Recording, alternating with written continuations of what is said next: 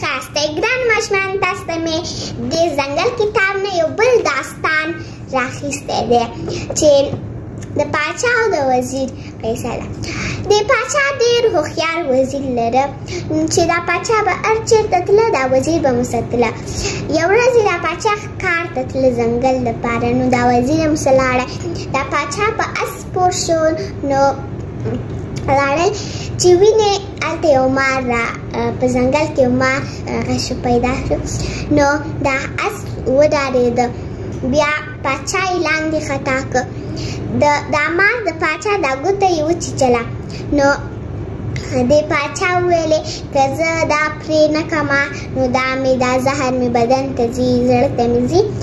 توره یې راواخیسته او پرې یې کړه خپله ګوته نو د پاچا ګوتې وینه کوله او بیا درد یې ورته کو. خو وزیر لاړه او ټوټه یې ورته راوړه. وزیر ته ویل چې خیر دی په دې کې به خیر و. پاچا غوسه شو چې په دې کې به هم څه خیر زما ګوته وینه کوي دې کې به خیر. عسکران ته ویل چې دا وزیر زندان ته بوځئ. نو دا پاچا همداسې په اس سپور شو او نو عسکران همداسې په اس سپور شو او چې وینې د غلو ډله ورته مخې ته راغله.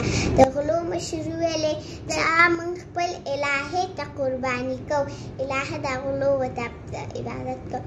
نو دا چې ورته ویل جامې نه وباسئ او پرېږدئ چې حمام کې نورې کالي واغوندي او چې موږ یې قرباني کړو.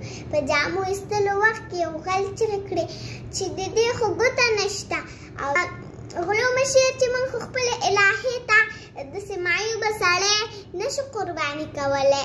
نو غلو ته ویل چې پرېږدئ چې لاړ شي.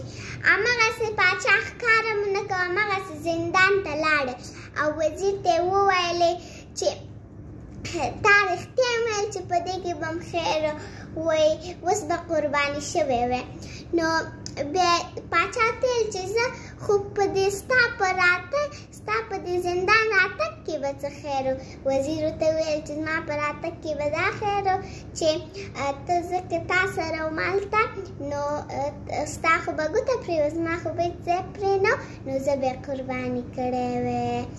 آخر کې د دې داستان پیغام دا و چې باید خلک په خپل په خیر نه پوهېږي خو وروسته به په خپل خیر باندې پوه شي. نو زه تاسو ته وایم چې تاسو به په خپل خیر باندې نه پوهېږئ خو په وروسته به پوه شئ.